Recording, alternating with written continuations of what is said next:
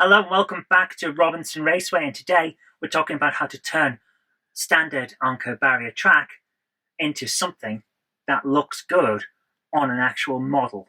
Racing fire, hear the thunder roll. When you pick these up, the Onco barriers and runoff track look pretty plasticky.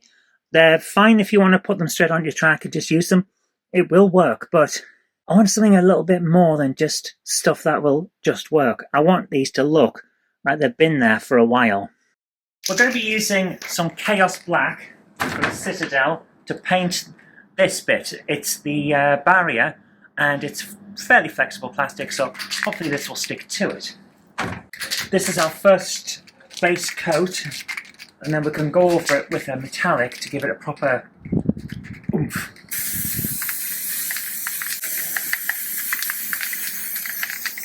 Right, the Chaos Black is very advantageous for this because it has a kind of texture to it. It's a primer as well as a black paint, so all paints should really stick to this quite well, but now it's got to just dry, and then we'll come back and see how it goes. While the metal barrier is drying, I'm going to take a look at this piece. This is the ground, and it's got a texture, helps to slow cars down when they go off the sides, and I want to really make this enhance, make it pop.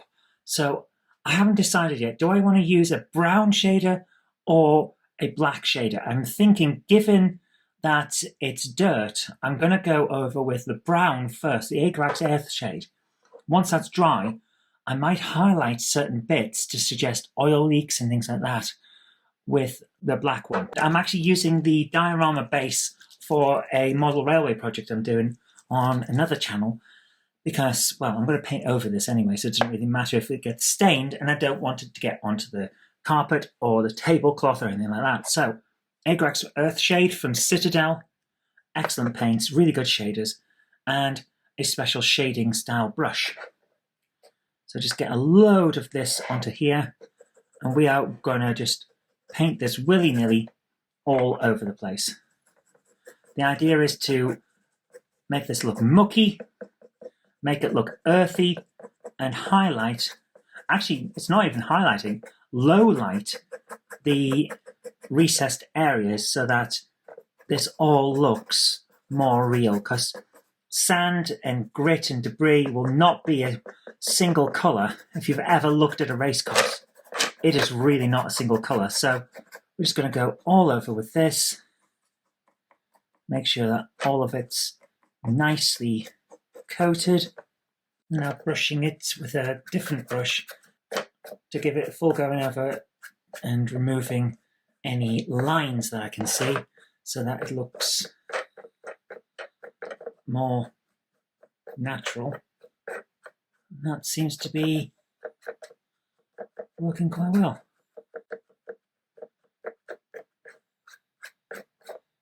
I want to leave a couple of lines here and there to suggest the idea that cars have driven over it, but there you go. The majority, that's all now brushed in, and that's all we've got to do. Now we leave it to dry. So we've got this dried out, and it's starting to look very nice. It's got highlights and lowlights now, but that's not quite enough. We're going to have to go over and dry brush a little bit onto there, give it more of a highlighted feel, because right now it's heavy on the lowlights. But what we're actually going to do before that is take a look at this. This is now completely sprayed with Chaos Black, but we want it to look like it's metal. So we have two options here. I've got a Mechanicus Standard Grey, which is a deep grey, and I've got a Gunmetal Grey, which is very shiny. I'm going to start with this one.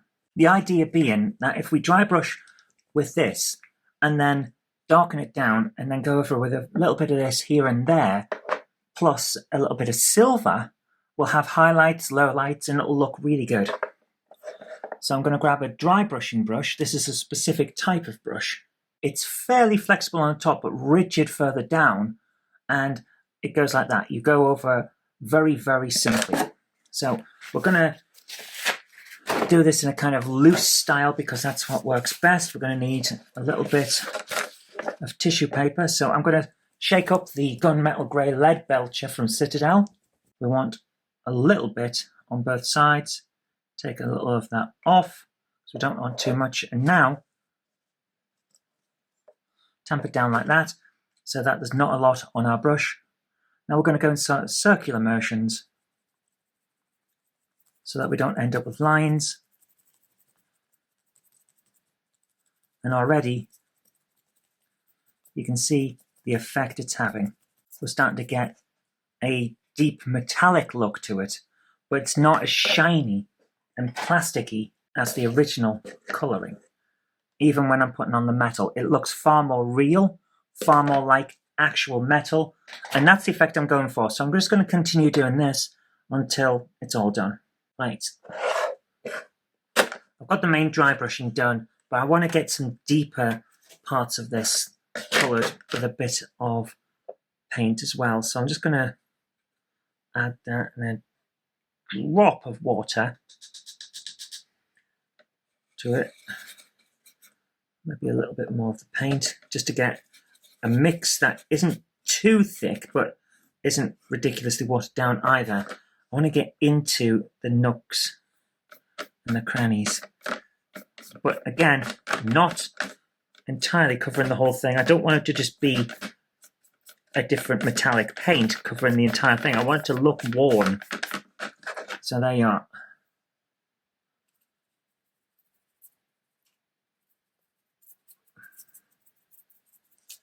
And that's the effect.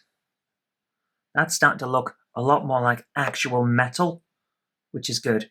So I'm just going to do the same on the other side, but not so much dry brushing this time, because this side you're not going to see a huge amount, but I don't want it to be obviously just bare metal, but bare plastic, you know? So quickly go over a little bit of jiggery pokery there to get this going. We're going to leave this now to dry, and that will probably take about half an hour, 20 minutes, something like that. Then we can come back and we can put a wash onto it.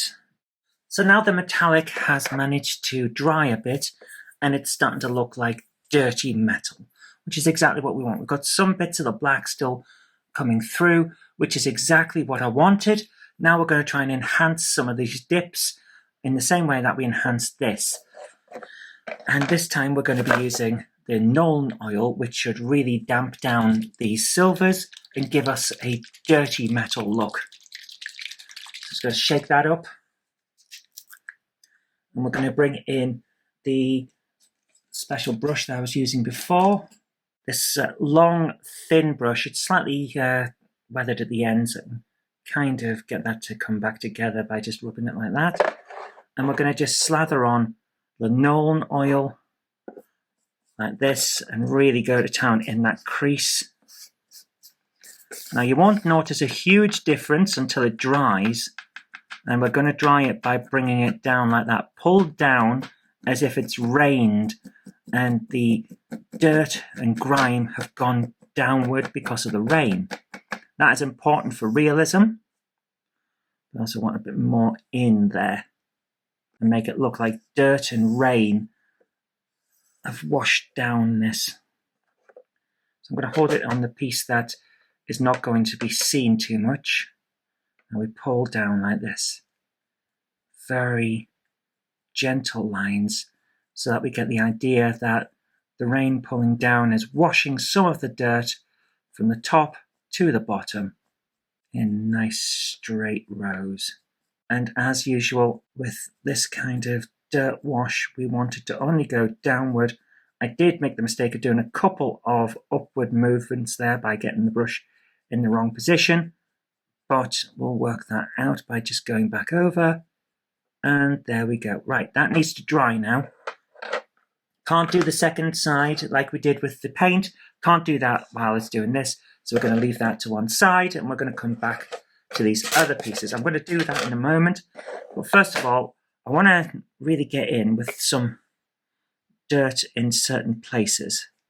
Not huge amounts, just in certain positions, to make it look like there's been spillages here and there from like cars coming across or from general crashes and things like that.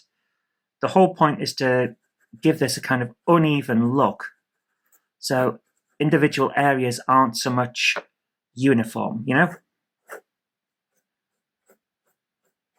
So we're going to have curves where a car has come off and then spun back onto the track. And that's the entire point for these. Curve where, oh, there, it's smacked into the edge there. So we're going to leave that one like that. And perhaps a big run across that way. Similar like that, just coming back round. The whole point is that this is individual and it's going to look like there's been times when this has really had some work on it, you know? That's all I need, just the impression of that. Final piece that we want to do with this is with this. I want to know where those lines come in so we can make some impressions on here as well to give the real impression that tyres have hit and have come off again in those locations. So it's not a huge amount on this because, well, actually, you know what? No, we're going to do this a different way because it looks too bright. We'll come back to getting the impressions on them.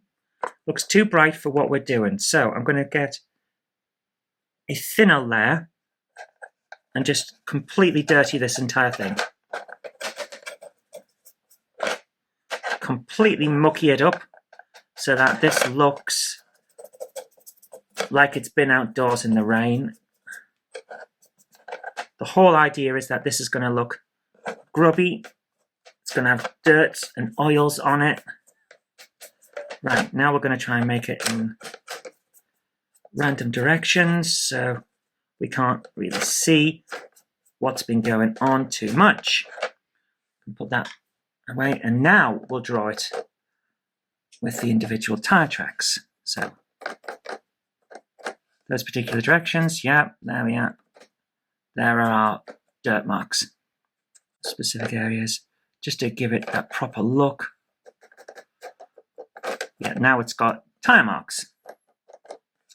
There we go. And because we had that big lump of dirt just above that, we'll mucky that up again then. Right, those now have to completely dry before we can do anything else. But there is one more thing we can do, which is the green that I was talking about earlier on. I need a deep green. Now this is a base paint, Caliban green. It's a base. And I kind of like the idea of that. But to put this on, it's going to require a very thin coat. See what I mean? It's a very deep, mossy, algae, jungle type of green. We're going to need a thin coat for this. So I'm going to move that over there. And actually, we're going to switch up the brushes. I was going to use a shader, but I think Caliban green will work very nicely. And just in that groove, we're going to paint green. If it splashes over on the sides, that is perfectly fine. It's not a problem because there would be some algae growing up, so we can work with that for the next parts. Making the smallest brush I can. Go as far as I can with that. To really get in there. And here we go. Barriers that look like they're covered in dirt and grime. We've got the gravel with some tyre marks, areas suggesting that there's been a bit of an oil leak, runoff and all kinds. These are filthy, these are used, these have been here a while, and these look so much more real. It didn't take long. It's just a few different paints and shaders, but look at that. That texturing that's on here, that was built in. That's what just comes as standard on these tracks, but now you can see it. Now it looks like it's actual gravel rather than just the suggestion of it. The barriers, no more plasticky. Now they look like actual metal that's been weathered in the rain with oil and dirt and grime, all kinds. And the very, very shiny white and red stripy plastic now looks like it's actually been driven on.